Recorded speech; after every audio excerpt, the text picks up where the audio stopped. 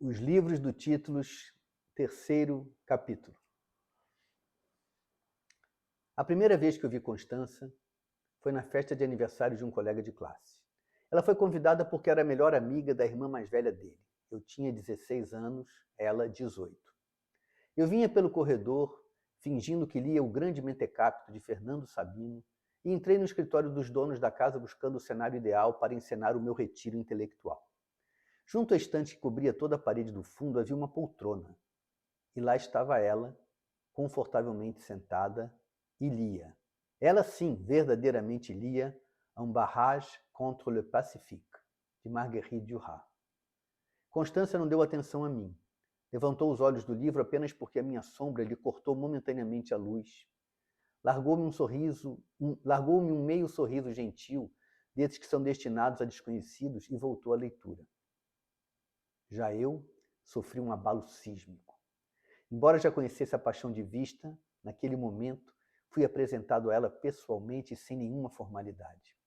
O amor se personificou e seu nome de batismo era Constança. Sentei-me numa cadeira que havia mesmo junto à entrada e, escondido atrás do grande mentecapto, contemplei a figura da mulher da minha vida com a atenção de um retratista. Falar de sua beleza é tão impossível quanto falar de qualquer beleza. Mas ela era linda. Cabelos castanhos dourados, cheios, pesados, olhos negros, redondos, cílios enormes, as maçãs do rosto salientes, explodindo saúde, o nariz como se feito à mão, os lábios vermelho escuros, sem batom, emolduravam dentes perfeitos em um sorriso largo, seios de encher a mão, mas sem transbordar, magra, os ombros um pouco estreitos, a pele morena bem clara, nos lembrava do sangue africano que corre em toda a gente brasileira, e o feitio do rosto indicava a presença do gene indígena na sua genealogia. O olhar de Constância era mesmo sagaz, como o de uma curuminha. Mas toda aquela formosura de proporções perfeitas não seria arrebatadora não fosse habitada por um espírito sutil e misterioso, afeito certamente à nostalgia, embora uma alegria carnavalesca se mantivesse iminente, aguardando o rufar dos tambores para se libertar. Constança era uma explosão à espera do detonador. Consumia-se num desejo de sensualidade que se mantinha contido pelo recato que um pudor profundamente enraizado lhe impunha. Mas era ao mesmo tempo serena em sua ansiedade, como alguém que fosse à frente do seu tempo, em uma época de pouca liberdade, e houvesse, por essa razão, domesticado a sua fúria. E olha que tudo isso era apenas a primeira impressão que ela causava. Diante de uma beleza assim exuberante, o desejo de reproduzir com ela tornava-se uma obsessão. Todos os homens que estavam na festa entraram e saíram diversas vezes do escritório tentando ganhar a sua atenção. Alguns se arriscavam inventando assuntos, questões vazias sobre qualquer coisa. Outros jogavam seu charme em silêncio, deitando olhares entristecidos. Teve até um que tentou bossa nova no violão, e há sempre os engraçadinhos. Bem, esses nunca ganham nada. Constança se mostrou gentil com todos os pretendentes, mas manteve-se inatingível, mergulhada na leitura. Ficamos sozinhos no escritório por algum tempo, o que fez crescer em mim a tentação de tentar a sorte. Depois de ensaiar por quase meia hora a frase que eu diria, arrisquei. Você já leu O Grande Mentecapto, de Fernando Sabino? Mas falei tão baixinho que nem eu mesmo me ouvi.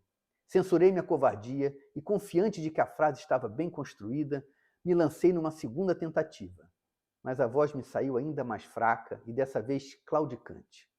Nem bem tomara fôlego para a terceira investida quando Constança, surpreendentemente, se dirigiu a mim, direta e assertiva, perguntando o que é que eu estava lendo. O Grande Mentecapto, respondi de pronto, e a voz dessa vez me saiu abrupta e tonitruante, em tudo inadequada para a ocasião, que em lugar de dizer o nome do livro, parecia que eu estava me apresentando. Mas, milagrosamente, um começo tão infeliz deu ensejo a uma conversa prazerosa sobre livros e hábitos de leitura. Constância me inspirava. Nunca em minha vida eu menti com tanta eloquência e serenidade. Lançava os títulos dos livros com tal intimidade que parecia estar falando de irmãos meus. E muito pouco dizia além do nome, para não revelar o meu desconhecimento da história. Era um teatro que eu já estava habituado a fazer. Tinha no bolso um elenco de frases genéricas que se adaptavam como elogio a qualquer coisa. Denso, intenso e, como é bem escrito, poesia pura, cru, seco, essencial.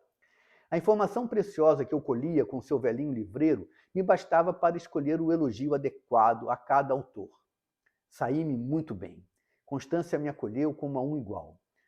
Caminhamos pelos descampados da literatura sob a luz tênue de uma lua minguante. Uma brisa fresca nos afagava o rosto, coelhos e ovelhas cruzavam o caminho e nossas mãos se procuravam, ameaçando se tocar, nossos corpos cheios de curiosidade. Enquanto eu desfilava as minhas frases vazias, Constância deitou conceituação erudita de assutar doutores e honoris causa. Trovadorismo, humanismo, classicismo, quientismo, barroco, arcadismo, romantismo, realismo, naturalismo, parnasianismo, simbolismo, modernismo, nouveau roman. A cada ilação que ela fazia, intensificava-se dentro de mim o desejo de me casar com ela. Quando Constância juntou Deleuze e Barthes no mesmo parágrafo, embora eu tivesse apenas uma vaga ideia de quem eles fossem, tive que conter o impulso de me lançar sobre ela e engravidá-la naquela vera primeira noite. A conversa ficou perigosa quando ela começou a fazer citações em francês e inglês. Eu entendia muito pouco, mas concordava com tudo, como se fosse poliglota de nascença. E ainda demonstrava piedade pelos pobres coitados que não têm o privilégio de ler tais obras-primas no original. Triste daquele que depende de uma tradução, declarei com benevolência. Mas quando ela citou Goethe em alemão, não tive coragem de me arriscar. Se do francês e do inglês eu era ao menos capaz de reconhecer o sujeito da frase, em alemão toda palavra me parecia um xingamento.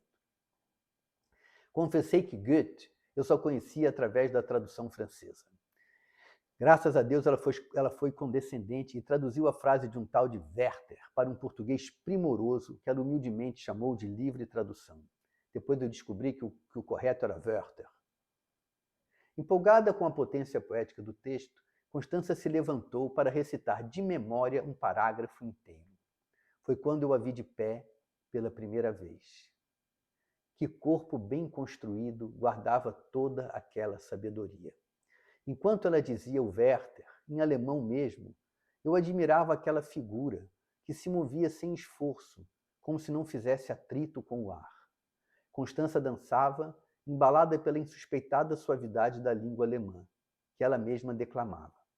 E fazia destaque do sentido oculto de cada frase, como se ela lesse com visão de raio-x.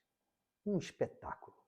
O pensamento de Constância se produzia em toda a sua pessoa, e não apenas no cérebro. Sua mente se expandia e ocupava os músculos, os ossos, o pulmão, o fígado, o coração, a bunda, o sexo. Que paixão perturbadora desperta no homem a inteligência de uma mulher.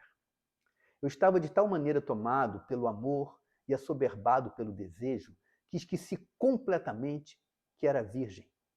Iniciar a vida sexual com uma perfeição daquelas não tinha erro. E depois, sexo é improviso. Qualquer analfabeto se faz professor no ato mesmo em que aprende. Não havia o que temer.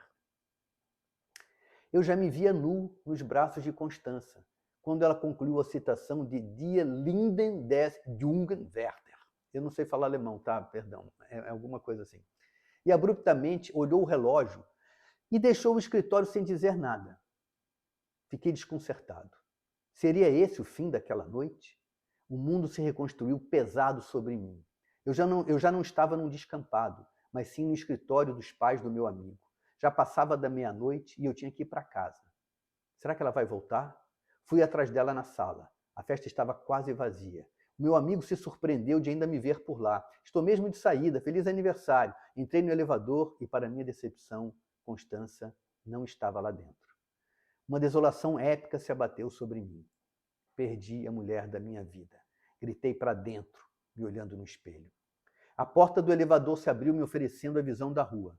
Voltei a respirar. Constância estava na calçada, à espera. Olhava para o prédio em frente, talvez contando os andares como eu faço às vezes. Ela fez que não percebeu a minha chegada. Julguei que ela disfarçava para não me facilitar demais a conquista.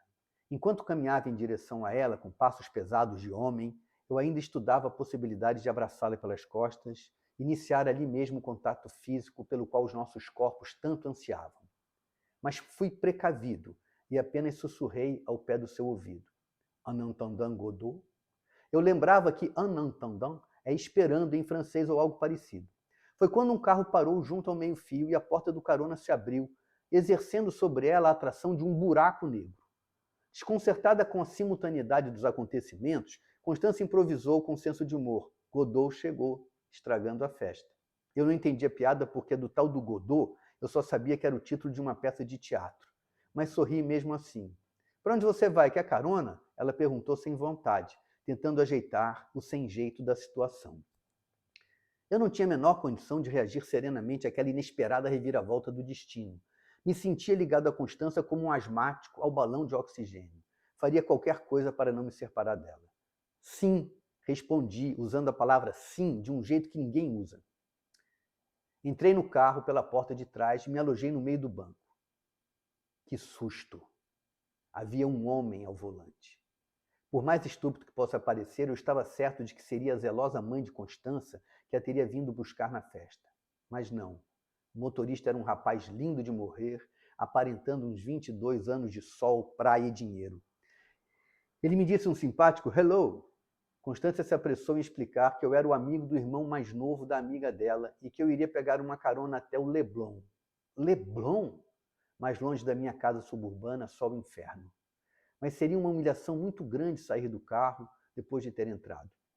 E lá fui eu para o Leblon, assistindo a mulher que eu queria para a mãe dos meus filhos pousar a mão sobre a coxa do namorado, que dirigia como um alucinado. Eles pouco se falavam, mas trocavam beijinhos apaixonados a cada sinal vermelho, enquanto música americana explodia nos alto-falantes do automóvel. E eu ainda não tinha nem idade para dirigir. Jurei tirar a carteira de motorista nos primeiros dias dos meus 18 anos.